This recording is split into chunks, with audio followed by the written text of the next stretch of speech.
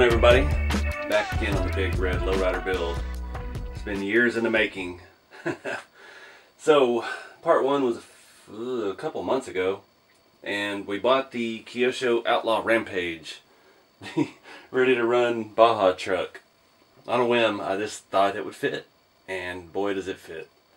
It could not be better if I'd made it for this body specifically. Last time, we'll catch you up if you hadn't seen it. If you haven't, you might check it out.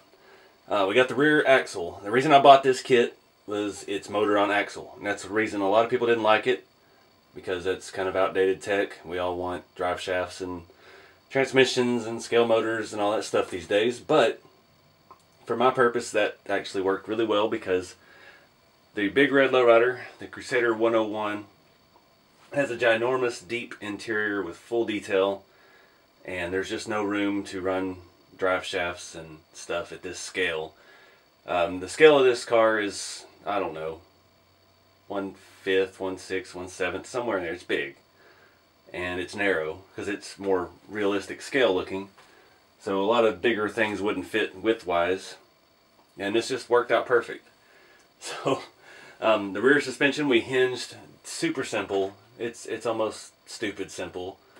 I put some RC 4-wheel drive scale Heim joints here and here, and it's hinged single movement, so it's not going to have articulation. It's not going to go anything but up and down. It's not going to have any side to side, and that's fine, because this is a lowrider. I don't need it to do a whole lot of high-speed cornering. You know, it is what it is. I need it to go up and down with the Pro Air RC kit that I'm going to put on it. The front, however, has afforded us a lot of opportunities here. So I bought some aluminum back a couple months ago when we did the rear, and I've just sat on it. Gone to USTE this year and come back, and just like last year, it really sparked creativity and got me going. So this is one of those builds. This is a long-term project. It's not going to be done here anytime soon, but this is the next step in it. Got the front suspension mounted. You watched in the beginning. Stupid simple stuff. This is so simple. I had a 2-inch wide, 1/4 inch thick aluminum bar, bolted it to the existing frame that we made that fits in the interior, fits around the interior for the body. It basically cradles it. I haven't figured out how I'm going to attach the cradle to the interior, but that's probably where we're going to attach it. I'll make some simple bolt-on thing that we could hide some bolts in the interior floorboard, because it does have a full depth interior. It'll be pretty easy to hide. So we put a spine down the center of it, basically further reinforcing it. All bolt-on, just bolting this aluminum together now. You saw in the beginning I tried to Alumaweld. It's not the greatest stuff, and I got a little excess in some places, but it's going to work. And it did help strengthen it, but the Alumaweld is not actual weld. You're basically soldering stuff together. It's not going to be structurally sound enough to really hold. So bolts were necessary, but it is enough to keep it square. We're adding material into those corners, and it's going to hold it. Now we've got this 2-inch wide spine down the middle, and my original intent was to have something in the front come up and bolt to some of the existing body mounts for the bumper mounts to the red body and all that. But doing the whole spine like this, I don't need it. Everything is secured all the way through, front to back. The rear suspension is tied to the front. It strengthens our cradle, as I said, and it just fell into place. So the entire front suspension is held on with 2 screws that bolt through the aluminum spine. There's some 5mm spacers in there because I didn't want to stress the suspension. It will go up higher, but right now as it sits, the chassis lays on the ground and the tires are exactly all the way up. So that worked even with the factory bolts that go through there. So there's 2 bolts that go through straight up through both halves of the front suspension, and that's it. Perfect. And the best part is all this fits under the hood of the car. Our shocks are going to mount to the stock shock mounts and bolt to here, and they should fit just fine. Alright, so as it sits, I'm about 6 mil over, well, let's call that 10 mil. It is just a little bit long, so what we may do, instead of mounting it in the stock locations, we may move it outboard. We need a shim out here on the upper mount. We'll space it out the front of the bottom mount, and we can build a little bracket or something out of aluminum to drop it down pretty flush. That was the main problem with these Pro Air struts, is they're designed for tent scale crawlers.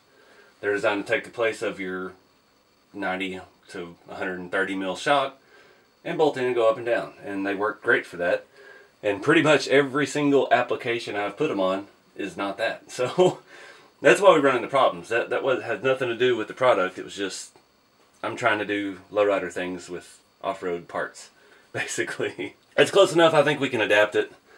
Something like we did on the mod rod. On the rear, we spaced the lower bracket down. We might be able to make something down there that works pretty well. Or we could even go as far as changing the upper mount, moving them further inboard. And, you know, we could just bolt aluminum plate there, put some new holes in it. Boom. Easy as that. So, we're not going to worry about that yet. That's the key to these kind of projects. One step at a time. Take your time. That's something that's taken me years and years to learn. Not rush stuff. Because I'm all about the instant gratification. I want this thing. I want to be hitting switches, you know. It's getting 10,000 views on Instagram and just all about it. But we're not there yet. And I don't want to rush it. That's why I'm not putting any deadlines on anything. I cannot work with deadlines. So that's another New Year's resolution for the channel. There is no deadlines. So it's part of the reason why I don't like doing sponsored stuff and things like that, because it hinders the creativity. So on the back side of this stock front end off the Kyosho Outlaw Rampage, we have this piece here. This bolted to the upper support of the chassis. Kind of, if you think touring cars, they have the upper spine. We're not going to have that, but it's pretty close. The dashboard for the interior of the car that sets into this comes up and sets right there. So I flipped it back and flipped it upside down. The holes are at an angle, so they're not going to line up. This whole front end was made to sit tilted, and we really can't do that with the way our chassis is. But there's going to be a way. I don't know if I'm going to have to remake this piece out of aluminum and shim it and do stuff, but we're going to bolt this to the dashboard of the interior underneath the car body. I'll show you that once we get it put on and take a look at it. But that's going to give us our upper support so that there's absolutely no chance of flex. But it's actually really solid. Those 2 bolts that go through the bottom go through the lower crossmember mount, and there's like an intermediary can't talk tonight. Intermediary piece here that it goes through as well. There's a lock nut on one, the other threads into plastic. It is squeezing it down just a little bit, but it is not affecting the movement of the suspension. You can see it moves freely up and down, no issues. One issue that we have here, I fixed it a little bit. We're having a little bit of toe out because of the compression of the suspension. You can see about here it's still angled out a little bit, and I don't know, that's just how the kit came. These are non-adjustable links. I took about a 5mm spacer out of both sides, and it made it a whole heck of a lot better. But you can see at about ride height, we're still having toe out. So we're probably going to have to swap in some RC 4-wheel drive links or something in there, do away with the ball ends, throw some maybe some heim joints and something adjustable so we can get the toe in and toe out set even. And I think that'll ride fine. But for now, that's not a big enough issue. I've got them fixed enough. This side is perfectly straight. You can see that's off by quite a bit. But another really good side effect of all this, you can see in here, this is where the, let me get you a little bit lower. The servo, this is the stock servo setup here. We've got our servo link that does our steering. We've got just enough space here. We may have to put a plate down, widen out that area, but I'm going to bolt the servo that came on the Ready to Run Outlaw Rampage in basically the same spot that it came from, identically where it was mounted on the stock frame. I have the stock frame here actually, so I'm going to reuse all the electronics off of this as well. So you can see how the it angled back a little bit, but our servo, I'm going to use everything. I'm going to take this off. I'm going to bolt it right in here. I may have to trim some of this out. And yeah, I'm going to try to put it in there so it's nice and compact. We do have quite a bit of space. The floorboard angles back, so we have about an 1.5 inches, almost 2 inches in there to put a servo. Clean, simple, stupid. All the electronics are going to be in the trunk of the car. The Pro Air control unit is the only thing I don't know where I'm going to put yet. And once we get the chassis here put on the body, I'll show you a little bit what I'm thinking. It may have to go up front, and that may require a little more fabrication off of my chassis end. But again, that's another complication to deal with in another video. Alright, so chassis is looking good. Let's go ahead and get the body, get it flipped over, and start looking at how this is all going to fit. I do need to reattach the grill for the body. You see it there on the right. I took it off just so I could kind of see what was going on under there and check my placement when I was mounting this up. So right now I'm just going to set it on there just to tease. I mean, it just works, man. I love the chrome rocker trim. I'm not sure yet what I'm going to do in the body. So I love the way the chrome looks. The chrome's got a great patina to it. It's just chrome plastic, so, you know, but it is really old, and yeah. I don't know what I'm going to do with the body. I really want to do some kind of patina. I'd love old Cadillacs and stuff with patina on them, so we'll see what we end up with, but that's still a lot of steps out. So let's flip this thing over. I'm going to put the grill on, and we'll take a look at how everything jives underneath. Alright, so you can see the front end set up here. So I can get the light over here. Yeah, my upper mount, a little further away than it was originally, but now it's all together. I think I can make something work though. It's really pretty dang secure though. But yeah, as far as mounting the Pro Air kit, pretty limited on space.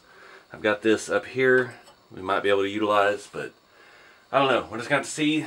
That's why I've used aluminum on this, because I'm trying to save weight so the Pro Air kit can actually lift this. The body itself is not very heavy. The bumpers and stuff aren't heavy. The interior is pretty heavy because there's just so many pieces. I mean, the seats have different colored plastic cushions and stuff like that, but yeah, we'll cross that bridge when we get there. We have about, we've got about 10 or 12 millimeter between the top of the shock tower. Yeah, I can almost get my entire fingertip under there between that and the inside of the hood, so we could move it lower if we just go with a different tire. Right now these tires are just about touching the fenders, but it does lay rocker, so that's what we're after. So that's it. It does lay out completely flat. Perfect. I do need some, put the wrong size screw in here, and it's not, the bumper's not lining up right, but it does fit nice. Again, I don't know how I'm going to paint it yet or what I'm going to do, but we are going to do something to the body to make it match the chrome. I'm not going to try to make this a shiny build, because we all know I suck at shiny builds. I thought about using these Vanquish. They're 2.2s on Proline Ascension buggy, 4-wheel drive buggy front tires, but I'm afraid they're even still a bit too small. And I don't like this color with the body, so I don't know. Still open to ideas. I know some people suggested some X01 wheels, or that new other thing that's really fast. It's kind of a 7th scale thing. I can't remember the name, but I'm gonna try on some stuff first. And we're still a long way from wheels. Still quite a ways from running and driving. Not sure yet, again, how I'm gonna bolt the chassis to the body. There's a couple locations we could just run bolts straight through the floor, and we could do it down here on the edge where you won't really see it. That's probably going to be the easiest way. Let me flip this around and show you the back side. Well, before we do that, let me show you what we're looking at as far as lift. If I can get a grip on the chassis and not just the... So, that's the front all the way up. So we've got quite a bit of room to work with there. The rear is... It can do anything, basically. We could go full hopping lowrider look, or yeah, no, we're not gonna do that. The Pro Air struts don't have that much lift, but realistically, we should be able to get something like that for ride height. But even aired out, we do have room to turn, and I think it's gonna work great if it can just lift the weight. That's the big if with all this. I will tell you, this car as it sits right now, no electronics, is a lot lighter than the ramp truck. The ramp truck, I used aluminum for the ramp bed to try to save weight, but those giant 1-inch C-channel frame rails, they affected us in the long run. So I'm hoping all aluminum on this and just the plastic body will be able to do what we need to do with it. Alright, so you can see how butchered the trunk is. It did have a spare tire well, and it did come with a spare tire originally. But we cut all that out for the first attempt at the chassis, so it's kind of boogered up. We're going to have to reinforce the floor. I may try to make a full drop floor, go all the way down to the ground. That would give us more than enough room for the Pro Air unit, as well as all of our electronics, LiPo, the whole 9 yards. But I just worry about putting all that weight at the back. We need to put some weight up front, so we may have to run make an extension cord for the LiPo, put the battery all the way up front just to balance some of the weight out. But again, that's problems for another time. Right now, pretty happy with the progress, and I'm gonna wrap this one up. I appreciate you guys watching and sticking around with the channel. It's been almost 6 years now. It's pretty crazy to think I've been doing this. I've been in RC since I was a little kid, but I've had an actual YouTube channel for 6 years. When I started all this stuff playing with toys when I was a kid, who knew, right? We didn't even have the internet, so you can see a little bit of the interior from this angle. That interior is sweet. But yeah, anyways guys, I appreciate you sticking around and subscribing and following along, liking the stuff. I'm just ecstatic that everybody's interested in what I'm doing, and I really appreciate you watching. So keep it scale, guys. I'll see y'all in the next video.